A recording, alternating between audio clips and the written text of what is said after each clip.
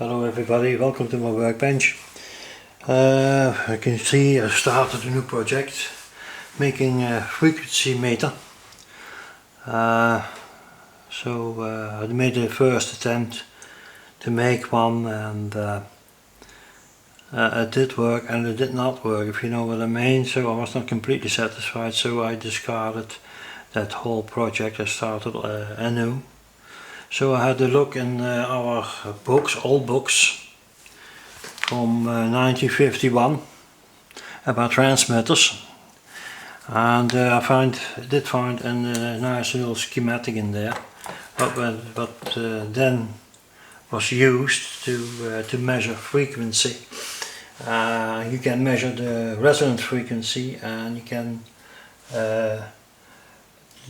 do also the interference frequency. So resonant frequency is different from interference. So if you tune through the frequencies, when you connect them up to a transmitter, then you will hear a tone difference in your headset, and with no tone difference, with null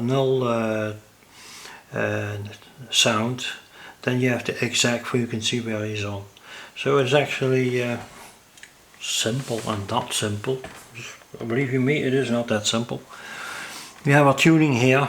You can see it goes from 0 to 100. So that will enable me to get track of the frequencies. So I will do this in a normal broadcast band, then the 160 meters, the 80 meters, the 40 meters and the 20 meters. And 10 meters probably will cover that as well. So my intention is, so when I have an oscillator and I want to know exactly what the frequency is, then I can use this little meter. And I can also determine resonance frequency from an LC combination, so that is possible as well. So this is a very versatile meter. You can do the modulation as well. Then you have this one is normal grid detection, and through a bigger resistor in cathode, you are able to do anode detection, and then you can do modulation check as well. So I have to think about that, if I'm going to use that. Well, to be honest with you, I have no idea what I'm going to do, because our space is also limited. So I thought to get by with the little bit of parts, but then again you can see for yourself: a switch, the entrance, the tuning, the meter, and then we have another little switch we have to what enables it to function as a grid dipper. That is in fact a grid dipper, really. Then I have to have a VR, or a potentiometer, to adjust this meter as well. And there is no room on the front, so I have to see if I can put it on the back or something like that, or regulate it with the switches, with the switch here, with that one. So there's a double switch. Anyway, I'll show you. You see a double deck switch, 5 positions. We have 5 positions for our coils. And the resistor coils, you know, the RF coils, that works perfectly well. And then we have a couple of spaces here, 5 spaces for resistors. I can probably use that to adjust the meter. I don't know, I'm not sure yet. So where you can see, you get unique capacitor, 150 picofarads. Our electrolytic capacitors from our power supply. Our transformer will be here somewhere, and probably another little transformer here for modulation. I have to think about it. So I will show you the other side. You can see I put our rectifier valve in there. So the other two valves here, we have our oscillator, and we have our valve to separate our meter from the measured object, if you know what I mean. So there has no influence on what's happening in the object or the transmitter or the receiver, whatever you want to do, has no influence on this result. So you has to be accurate, okay? So guys, that is about the first part of this little video what I'm going to make. Yeah, why not? So you can use a grid dipper. I made them in the past and they work well. But this goes a step further, and I thought that was quite interesting. Anyway, I will want to have a valve frequency meter. I have a frequency meter that's digital, and that works well, you know. But then again, I want to be able to measure frequency in another manner, as they did in the old days. So that's me. I love valves. I'm very fond of valves. So guys, that's so far so good, and I will come back to you when I have more, okay? Hi guys, so I have some checking done already. So I have to build some transformers. Anyway, so I proceeded on that. So you can see our power transformer will fit in there, and I can put my modulation transformer up here, so plenty of room. Yeah. So you can see we solved that problem already. So we go up to the next problem, one problem at a time. So anyway guys, I'll see you in a minute. Welcome back everybody. Yeah, guys, I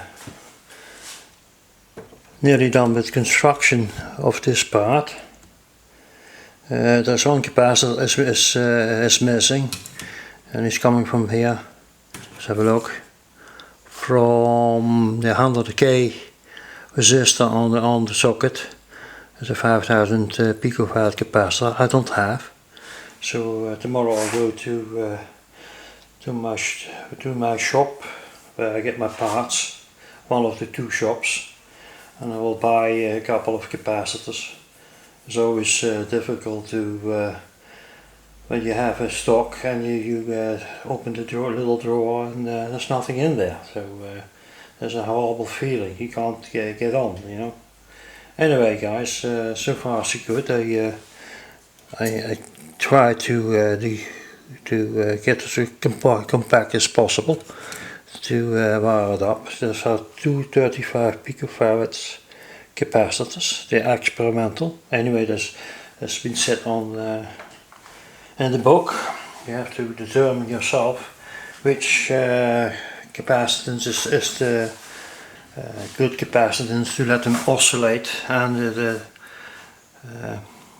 enough feed back for oscillation. Anyway, I've done that. Here I use some whole capacitors. They are microcapacitors. So whole capacitors are okay. There's another whole capacitor on 10,000 picofarads. I leave him in there, so I trust he will be okay. He's on the high voltage, decoupling on the high voltage anyway. So I'll leave him there, so if he makes problems I'll get him out and put another one in. Again, I have no other whole capacitors as those here.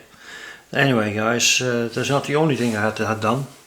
You can see this connection up from, well, that was there already before, so done that as well. All the wiring for our filament voltage, our high voltage for from our transformer. So there are some fuses. There's a fuse for the high voltage in here, and also for the net voltage. Anyway guys, I done something here as well. I'll just stop the camera for a minute and I'll come back, okay?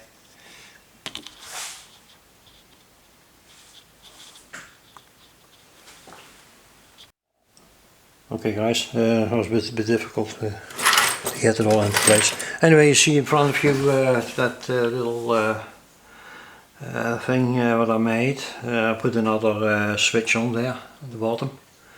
So I had to restructure this because I had some measurements done, and it appears that the axle from the inside transfers on the scale here. So in the schematic on that part is high voltage, so consequently you have high voltage on the front. So if you would touch that, it would cause you your death. So that's not what we want. So I had a solution for that, and you can see here I have made a connector here, and this is a plastic axle from a VR or potentiometer, but it has plastic axles. I put that in between, so we get the whole high voltage up here, up to here, and then it won't get onto our knob on the front. So it's very important that that doesn't happen. Anyway, I put in our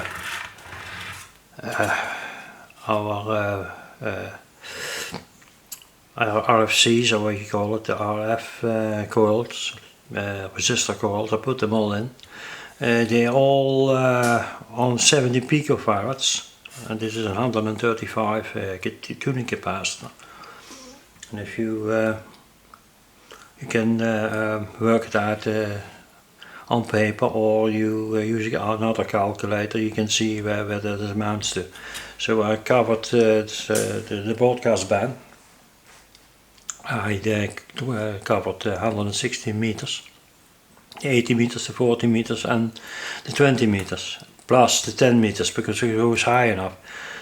Having said that, that has to show if that is the case. So if you don't on paper or on a calculator, it looks that way, but you never know if you have influences like wire capacitance or whatever can make it that you don't get there. So the other point is our meter. That this meter is a 100 microamp meter, and I have to put some shunts in there. So to be expected is 2 milliamps. So even those milliamp meters are not easy to come by those days. So I went to the shop. Well, they didn't have them anymore. They wouldn't supply them anymore. So you had to phone around, see if you can find them somewhere. So he managed to get me some meters. So anyway, there's 100 microamps in there. So I will try to construct a shunt that can have 2 milliamps. So well. The only thing what we're looking for in this case with this meter is a dip from this meter. So if the RF goes in, it goes up, so say up to 20 or 60 or 80 or whatever, then when it goes in resonance, it will go down to 20. So you see a nice dip, and then you know you're on frequency. So later on I will show you how it really works. So anyway, I have a transformer in one of the radios. I'm going to put in here, and I have to make up a modulation transformer. I have to see what the anode resistance is of that. What is that? Let's have a look. The 6C4. See if that is on this paper. The impedance is 7,700 ohms. So I have to wind a little transformer of 7,700 ohms onto a headset or something like that, headphone from 2,000 ohms or whatever. So I'm really curious if I get that on there. That's quite big, you know. I think that will be up to 4,000, 5,000 turns on a little transformer. I will show you. Hold on. There you go. That should be that transformer. So I don't know, it's very thin wire if it comes to it. So to get it on. So I will wire that up. So see if that will work. Yeah, see, you have another impedance here. The impedance is for 250 volts. If it is 100 volts, it's 6250 impedance. So it can drop quite a bit. So I have to measure our core. Yeah, it is determined how much turns go on there. So, but then you have it on a power transformer, the same thing. You have to measure the width of this leg, yeah, and the height of the stacking.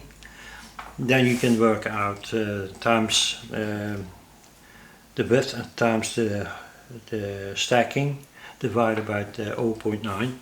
Then you have, as they call the Q effective, and that will determine your windings per volt or turns per volt for a power transformer. But an output transformer is a bit different. So it is the same principle, but it works out differently because other factors are involved in here. So, and I have them not in my head, so I can't straight away tell you. Another point is I put it on the spreadsheet, so I only have to fill in the values of that core, and I will give him my value of say, for instance 6,250.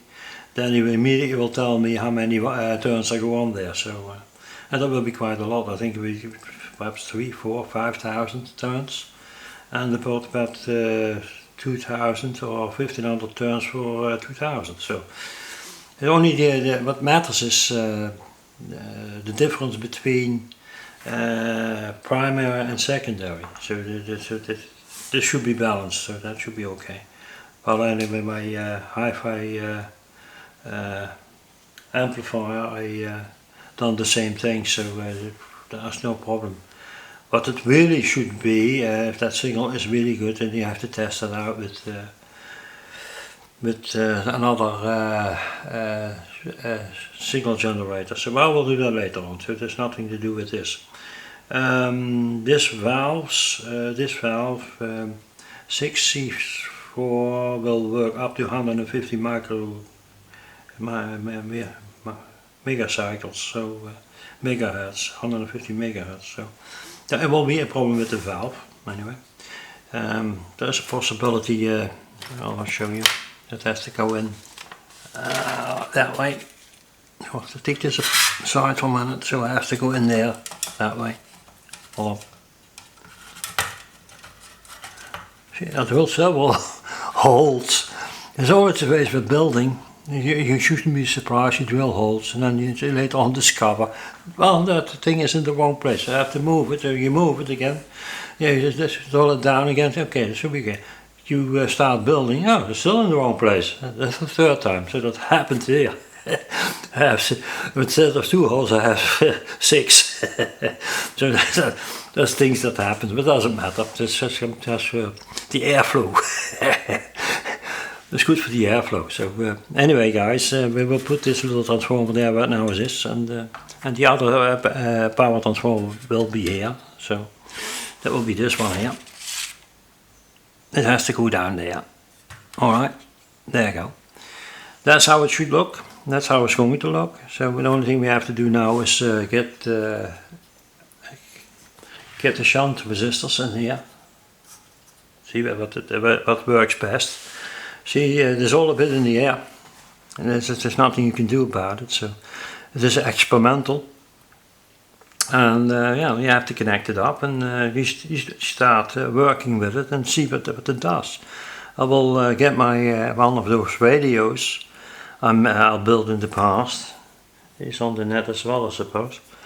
Then I will use that oscillator to see what this thing does.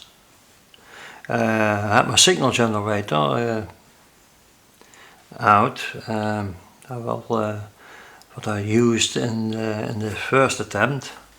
The first attempt, the signal generator went up the spout. So for some reason my diodes, Schottky diodes, went up the spout. So they went to heaven, so they didn't do it anymore.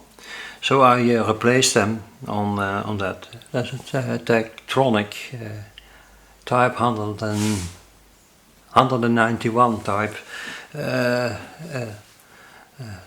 also generator, signal generator. Yeah, and I tried that again, and then it appears only one band seems to have a reasonable signal. So there is more going on there. So I have to later on I get them on the bench. And there are a few transistors in there, so there's a possibility some of the transistors are also gone, or one of the resistors, I don't know really. So I have to check that. So I can't use that generator, that's actually the point I wanted to make. Or I have to stop in the middle of this project, repair that thing first, and it gives up to an amplitude up to 5 volts top. That should be okay for this kind of thing. We have to make that correct, because of so resonance measuring is not the same as signal interference signaling, so there's a difference in there. So I have to put that on paper and put that also on the top of the box. So we'll see. Okay, so guys, I will finish this here. I'll come back to you when I have him working, and then we see what how he is working and if he's working correctly. There's another thing I wanted to mention before I forget this. You can see here those two valves. This is the oscillator and this is the incoming signal. It could be, don't be surprised, it could be that you have to put a static separation in between here. I don't know yet, they are far apart. There could be an influence that you say we have to put in a static separator between there so that they can't influence each other. So I don't know, just mentioning it, it can happen. So the only thing we have to do now is to connect those two main contacts up with the capacitor, and the capacitor to the high voltage and the valve, and that should be it. And yeah, and then have a little prayer, see if it works out. That's the only thing I can say. So guys, that will be it for the moment. I'll come back to you, okay? Hello guys, as you can see I'm wiring now the modulation transformer, 4000 primary and 140 secondary. So it goes from 6150 to 8 ohms. So that's what we're doing now. So I will do this, well, the whole day, I suppose, because it is extremely slow. So whatever we get the product what comes out of it is okay. So anyway guys, I will come back to you when I have more, okay? Hello everybody. Well, you can see on my workbench the finished product, a nearly finished product from our modulation transformer, or should I say to check our modulation with. So I will put the core in it now, and I will mount them into our meter. We have our little speaker also here. We put in the sound into the size, that's 8 ohms, so this it turns around to 8 ohms, so it's about a bit more than 3000 turns primary and about 120 secondary. So there you go guys, I will do that now and I'll come back to you when I put them in, okay? Welcome back guys. Yeah, that's done my job. I did some additional stuff. This meter has a 100 picofarad and a 5 picofarad entrance. I have a 100 picofarad on the bottom here and I have a 5 picofarad on the top. So I made that with coaxial cable. You see that right there. See, a normal capacitor is hard to find for around 630 volts or something like that. So I made that from exactly from coaxial cable, so that will do the job. And I'll turn them around. You see the valves are in there now. And you see our little transformer is there as well, and for the connections for the speaker or a headphone, whatever. So I hadn't decided upon that. I made them for 8 ohms. So the only thing we have to do next is to get those 3 gray wires together, because they are the filaments, and that one is the high voltage feed from the transformer. Okay, and then we have here a socket for our rectifier. So the other thing what I have to do, still have to do, is make the shunt for this meter. I have a shunt from 1 milliamp. I will put that in, and I will see how the thing responds if I put a signal on there, what the meter is going to do when it goes into resonance. So I have to see that. Anyway guys, so far so good. I'm just contemplating what I should do. Have to also make our net transformer, so 235 volts on 250 and 6.3 volts. I have to do that as well, and see, there's quite some work still to be done. I think I'll make it part 1 now, and then I'll put it on the net on YouTube, and then I will proceed with making that transformer and do the testing and the calibration and the whole lot in one video. So you have to wait a little while for that. Anyway guys, I will conclude part 1 with this. As you can see, I made some progress, and I'll see you soon on the next video, alright? Alright guys, you can see for yourself, I'm winding now the power transformer. So I had some initial tests with the meter, and I'm quite confident I determined what has to be done. So there is another 12 volts section on there I decided upon, because the switch has too much capacity to do it straight on, so I have to do it via relay that has no capacitance whatsoever. So the capacitance of that switch on the front has enough there to make the whole system oscillate, so we can't switch it off there. So that's the reason why we have a third section of 12 volts on that power transformer. Okay guys, I will finish this up and I'll come back to you, alright? Welcome back guys. Anyway guys, several days have passed since I had some other things to do. I have another thinking to do about this little meter. Anyway guys, I will update you on what I've done.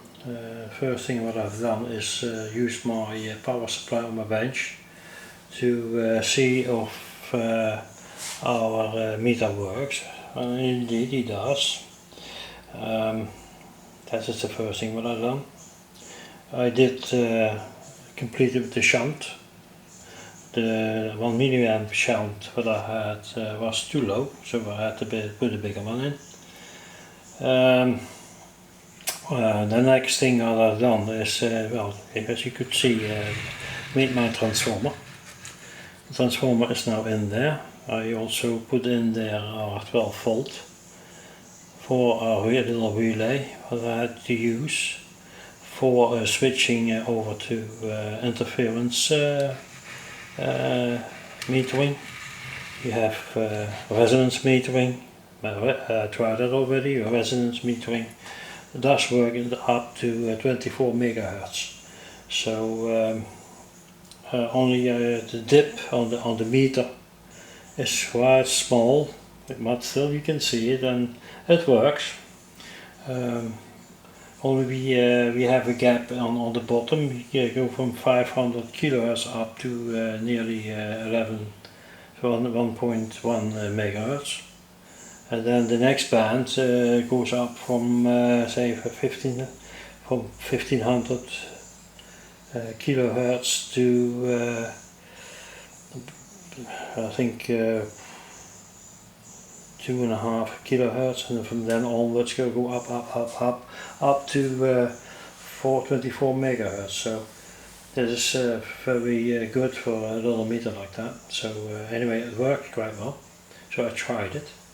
The other thing what I discovered, and you have an interference metering, frequency metering, then on the entrance you have a certain phase on the entrance, say this plus minus. Then on the anode of that valve is it minus plus, and minus plus on the grid, and you get the plus minus again. So if you want to get it to resonate or to oscillate, then it should be in a different phase. So you have the same phase, this plus minus on the end, so you won't oscillate then. So what I have to do next is go from the cathode of this little valve here and pick the signal off there. Then it will be the opposite phase of the entrance, and it will oscillate. The other thing what the thing does is, if it is the same phase, and I noticed that already, the moment you connect up a capacitor here, like that one here, I had that in there, this coaxial cable I had in there, and I had this capacitor in there, and then the whole thing started to oscillate by itself. So this valve would oscillate then, not that one, this one. So you don't want that.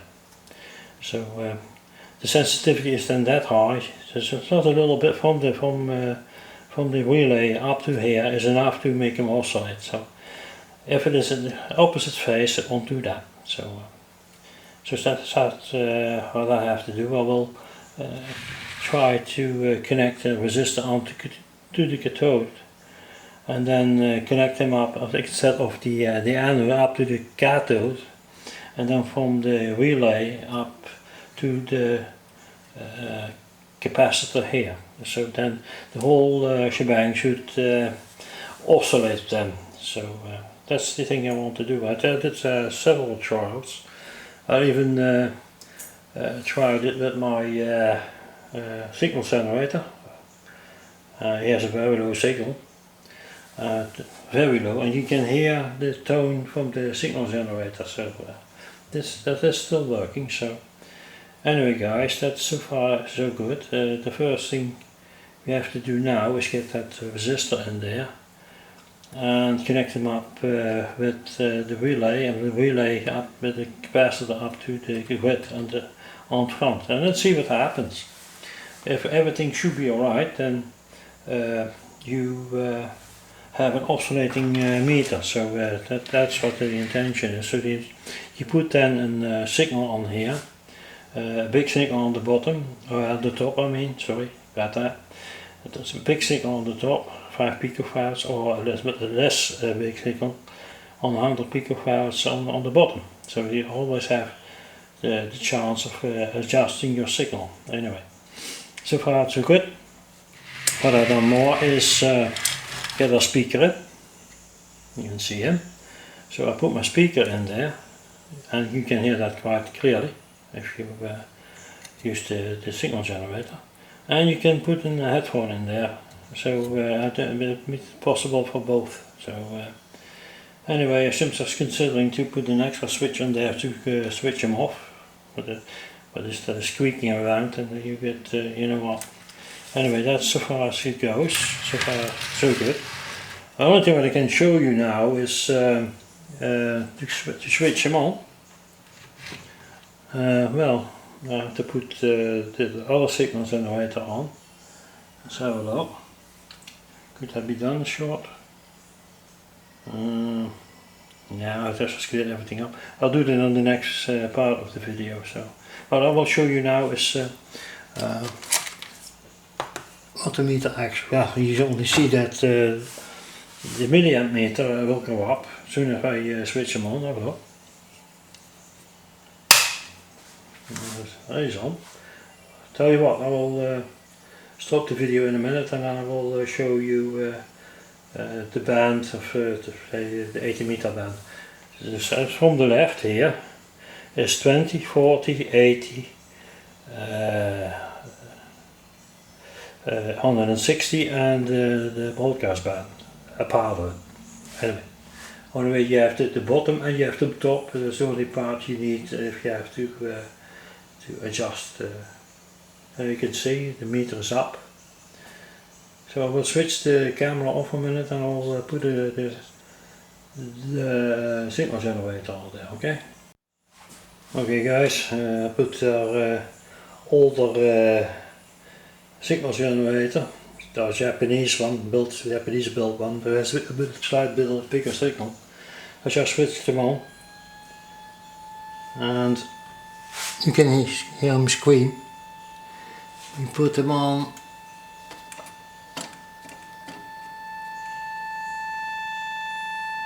There you go. See the meter? See he's dipping. He's at resonance now. It's that simple. You can switch that off. Rotating sign. We put them at 7 megahertz. D, have a look. D is 7 megahertz. I think it's right there. Okay. We didn't switch them on here because they go one up that way. Now we can tune this and I should dip again. You see? And you can hear them as well. You see if it goes off, no sound.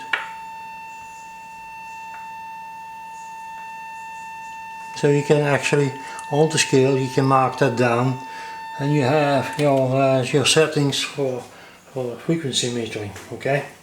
It's that simple. You can use a frequency counter to make it exact.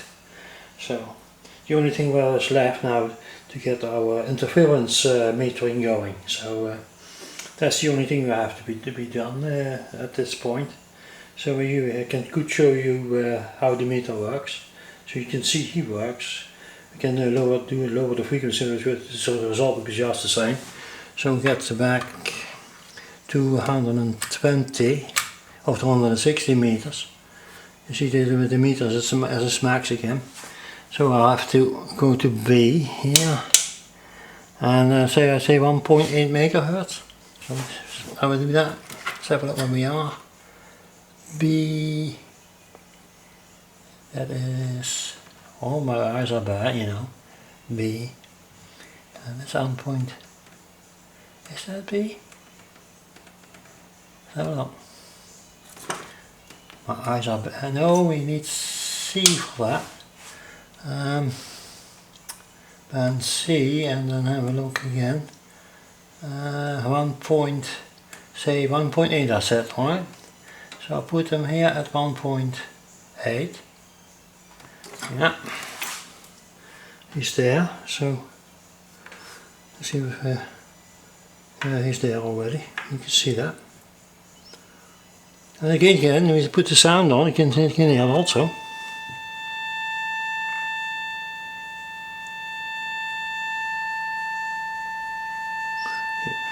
I must be honest with you.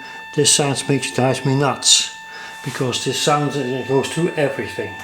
That's also the reason why I built another signal generator. If you want to, for instance, align a receiver, well, you can't go by that signal. You can't go, definitely not go by that sound. You're never going to make it. So it is very inaccurate anyway. So you can see that here already. So if you start tuning this. You see,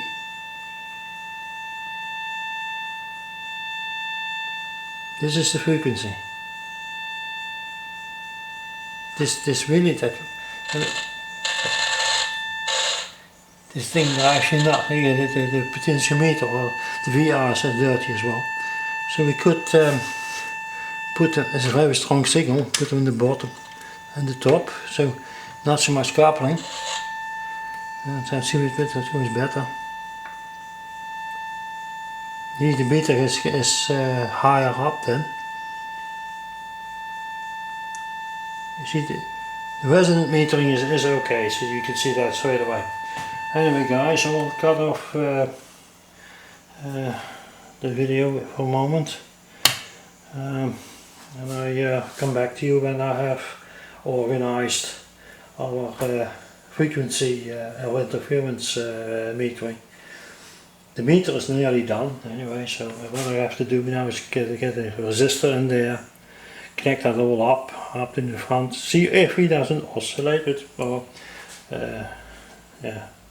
oscillate, parasitic oscillation, so that this valve starts to oscillate instead of that one. So you have to have the oscillation here, not there. So that's where it should be, and then you get that squeak. You have dual conversion, then you have a little squeak, and as the squeak is gone, then you have to extract the exact frequency. You can make a receiver dual conversion. You have say 1600 kilohertz coming in signal, and you also have a 1600 kilohertz oscillator signal, but you have to put them off left or right from the 1600 to hear music or whatever. Or here, yeah, that's how that works. Alright, so that's so far, and I will come back to you when I'm so far, okay? Hello everybody, welcome back again.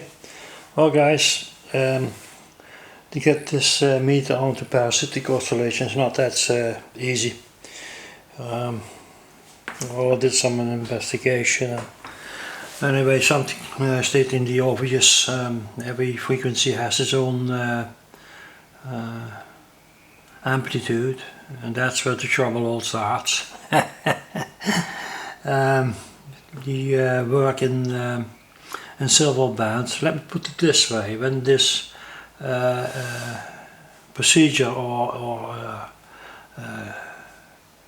meter was devised, and back in after the 1940s, back in the 1940s, we used to work at one band or two bands. So that was normally was that the 80 meter or the 40 meter band. So it was actually an all full worked out apparatus, if you wanted to call it that way. It was only to have a helping device to determine the frequency you are working at. So in those days, those nice meters we have today, they weren't present, so they didn't have anything like that, apart from the fact if you had something like that, it would be very, very expensive. So, and absolutely in the amateurs in those days, well, most of them were well off, but most of them not, so they didn't have any money to burn, so they couldn't buy something like that, so they have to experiment themselves and make up things. So they did, and there you go. There was only one or two bands where they were working at, so there was not a full-fledged device actually where you're working with. So that's my explanation for it. So anyway, so they had to make a coil, a coupling coil, that they connected up with the transmitter, and the signal that's coming off there should be just the right size, otherwise it wouldn't oscillate. So this meter wouldn't oscillate, so it has to be tuned in properly, and it was quite a bit of work involved, so to get that right.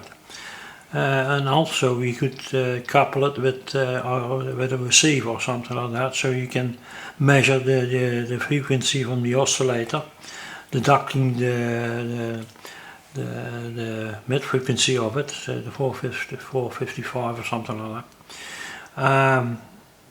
Then you came up with the right tuned frequency we are listening at. Okay, so having said all that, we are back here on the bench, and we have a fully fledged meter, but works from broadcast band up to 10 meter band or something like that, up to 20, 24.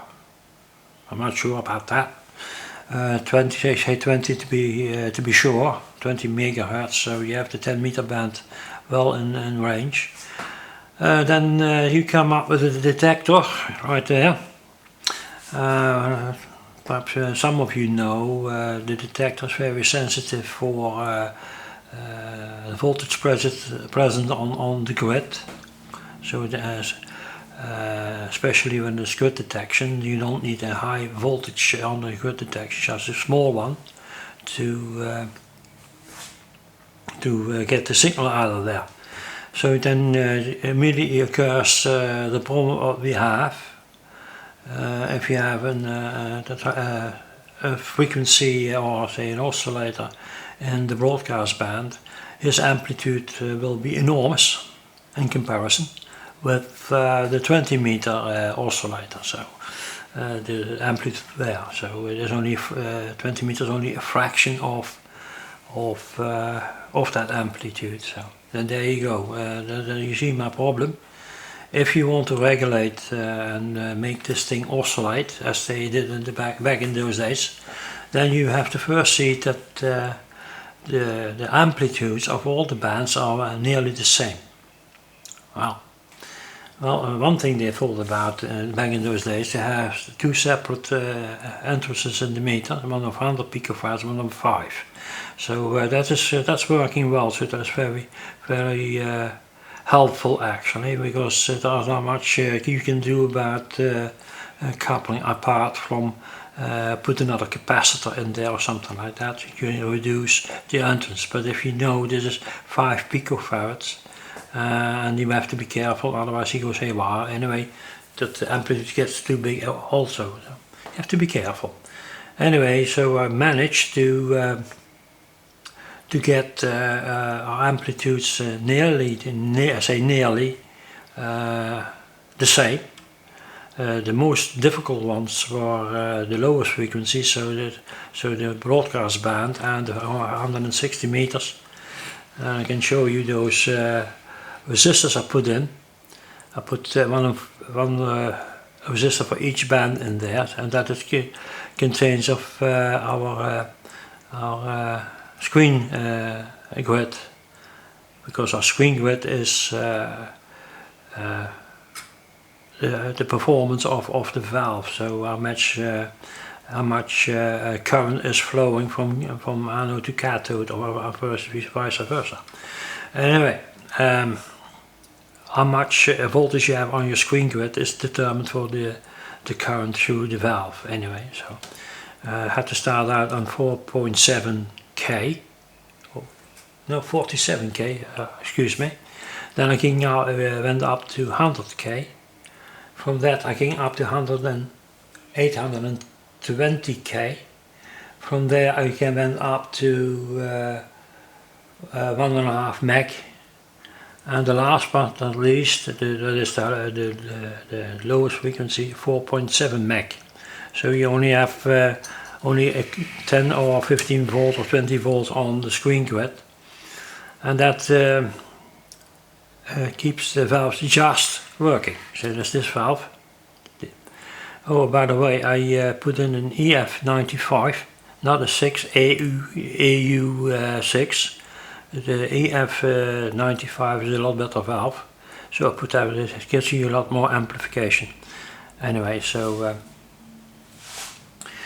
that's that. So I'm not far yet. So I did have my my business when testing it, and I had a good result. Anyway, it works well. So I tested it with with my detector valve. So first thing when I started it off, the whole lot was oscillating. So at least the bottom bands, the three, that was the broadcast, the 160 and the 80 meter, were oscillating. Really was oscillating. So and the top band, so the 40 and the 20 wouldn't do that. So that was due to the capacitance here in front was coming back from there. But the main problem were then what I just explained, that you have different amplitudes, so there is no way you can determine the right capacitance and see what comes back to the answers to let them oscillate. So I had to do that. So where I am now, what a story. Where I am now, I'm not now able to determine the capacitance on my detector right there. I can determine that one, and I even can now determine properly my coupling back to the entrance. This is about 5 picofarads, and I thought when I was 13 picofarads, so I have to adjust those two still. Anyway guys, the meter is working, and you can hear the interference, what you should hear. Yeah, but it is not to my satisfaction, so we have to go a bit deeper still. So we have to see if we have to increase or decrease the capacitance, or increase the capacitance or decrease the capacitance. That's not much a decrease anymore, so I presumably will be increasing the capacitance on the entrance. So we'll see, okay?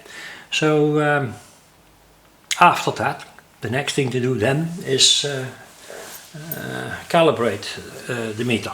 So, and then we are in business to use them as a frequency meter. Nice story, isn't it? So guys, I will stop the video again. It is Saturday, and Saturday, and it is late, and see what I can do tomorrow and on Sunday, if I can get this baby going as it should. Anyway, I'm very pleased with it anyway, so it looks very nice though. Self-built transformers. Everything is self-built actually, it's just coming out of one of those old books. Well, if you want to keep off the street, as I say it, as we say it over here, if you want to keep off the street, that's the way to go. So even your wife put it up if you are missing. Anyway guys, I will shut the video down, and yeah, I will see you later then, alright?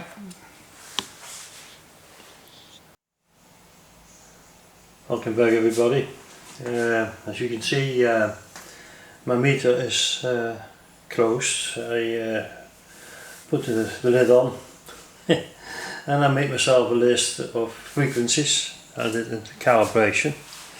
I have to go on that. I have to go still back on that one. So I have to adjust that a little bit still. But again, I'm very pleased with the result, and the meter is functioning as it should. So as you can see, I put some. Well, I have to change the exposure a bit, otherwise you can't see. Okay, hopefully you can see something. I'll put it that way. So leave it alone. So let's zoom in a little bit, okay? So we can see something. Refocus this a bit. Okay. There you go. Anyway, you can see here for yourself what I've done. So put all the frequencies in. I'm not finished yet, but not by a long shot. So I have to do that still. Anyway guys, yeah, I need some more close calibration. So another things to be done. I think yesterday is Monday today. I've been nearly past the whole day on this one. So So I have to continue now to get it all right, and even have it on the computer. I'll show you. Hold on. There you go. So you can see there as well. So I'm still at it, so I have to do that still. So okay guys, that will be it for this video. Very nice to have you on board, and I will see you in the next video. Anyway, thank you for watching, and until the next time.